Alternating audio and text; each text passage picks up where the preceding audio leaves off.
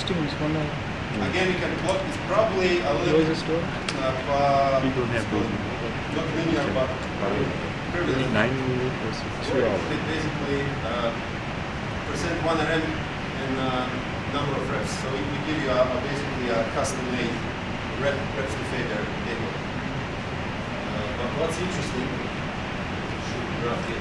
so what's interesting here,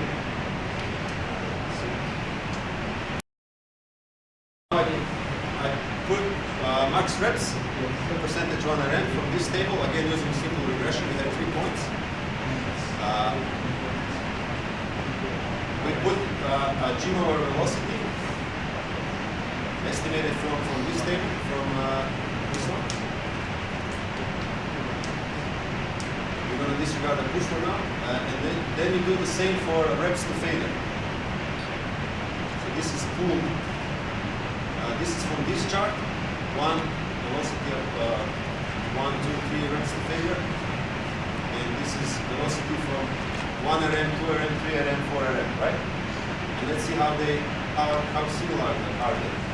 So this is load velocity, and this is exertion velocity. So they're quite similar.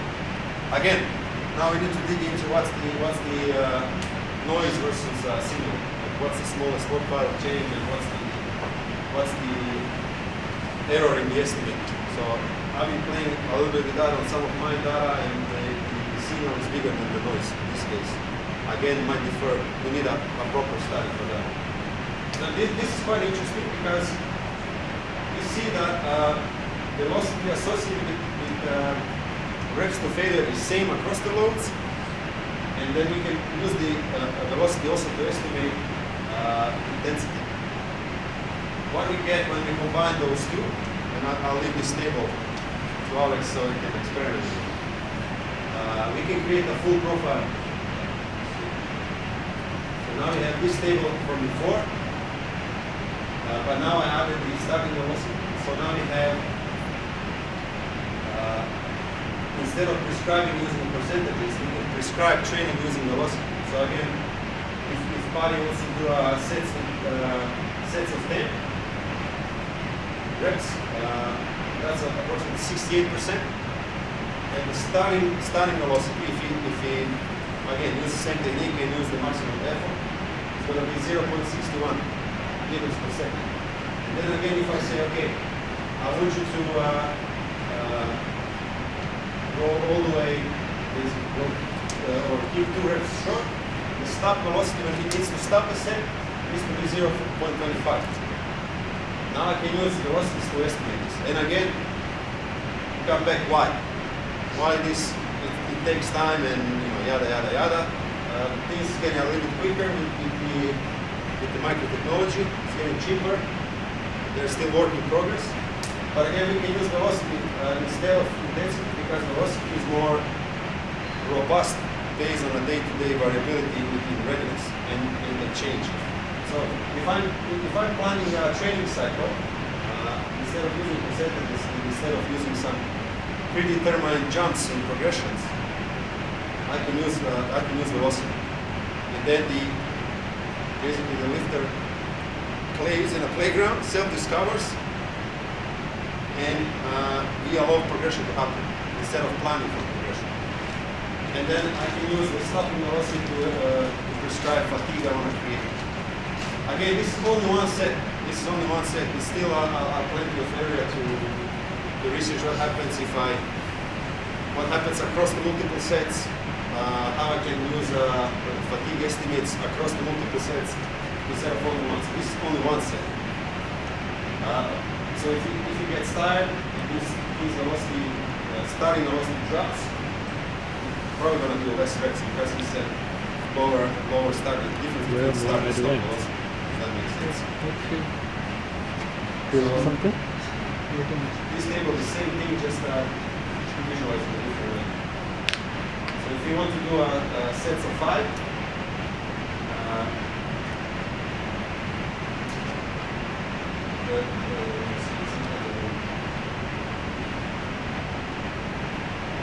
sets of 5, 5 rep, we used to use 0.35 starting velocity. Then again, if he wants to do, 4 reps short, he starts at 0.35,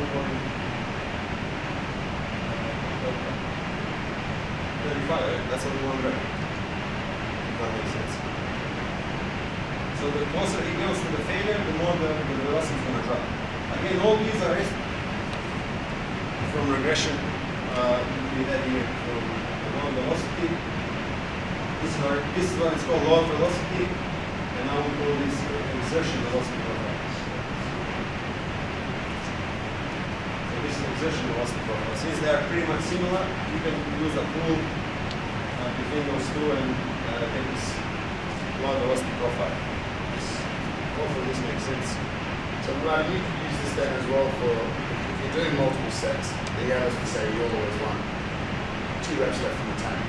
That's considered a moderate session, say, for beginners. Okay? You can do that for multiple sets. You're doing 5 sets of bench at whatever percentage.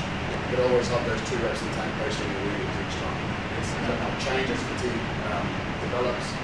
That can be the overall. What's the interesting area? I think the new thing that's coming up is that the system can help you out based on your previous set and based on your previous performance to help you adjust the load based on your previous set. And then, if you plan for 5 sets of 5, and based on your performance, you can say, okay,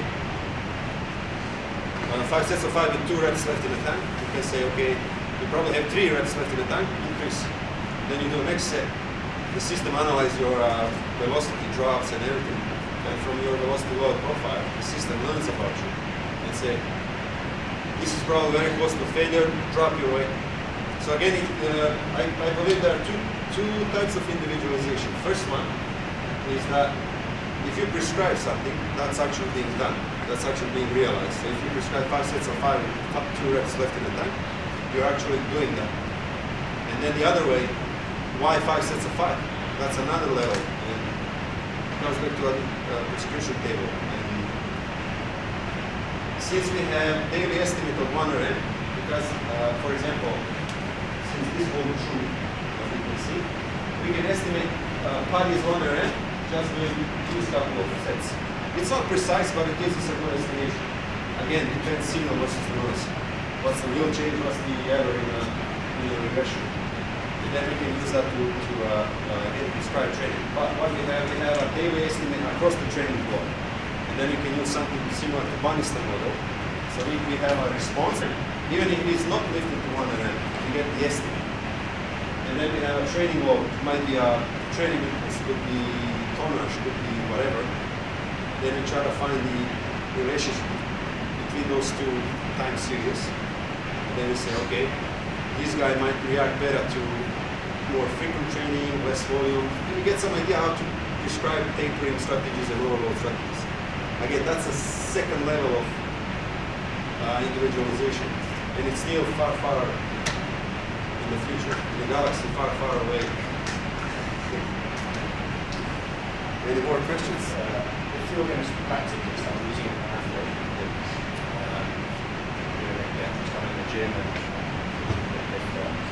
in this example, 40 or 60 kilos, before you would start doing that, would you kind of look to collect 4 sessions worth of data at load to kind of find a deviation and see how variable that is, or you are fussed about how just much of a figure? You can Back on straight away. You can put this uncertainty in your estimates. That can be across a couple of sessions, right? To get a feel. But it should be the velocity should be more robust, more stable. Even if you're improving, you can improve, or you can train, or you can be going out one day drinking and then dropping. But you can probably use that to get some feel for what's a typical variation for a lifter. But again, maybe we should have done a couple of sets, but it's probably going to take much longer. And then you can see how much we have a noise around the estimate. And then you can use that to estimate 1 RM or estimate T. Again, brand new area. Not much research done on it. But to be honest, this one, I saw a picture from a research paper. I haven't done it myself. When I first realized this, that I saw the picture like that, and it was across 4 or 5 sets, but 50%, 70, 80. And then I was like, what if I put this using reps left in the tank? And then this happened. It was like, Eureka. They didn't figure out that we can use that. And basically it tells us the story that velocity is pretty much similar to velocity of this one. Same thing for this one. So pretty much parallel.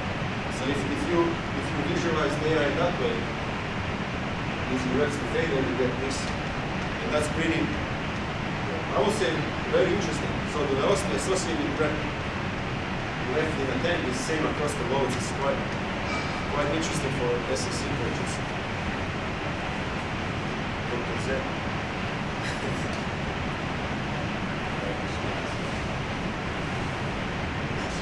No more questions? Yeah, I want to thank Paddy again for being a labra. Yeah, Paddy.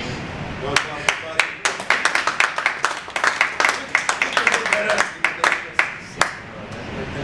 Training it. Thanks, Malavan. Thanks, mate. So, if anyone fancies Admirals, we're there tonight around 7:30. So, drop it in there for Admiral's sake.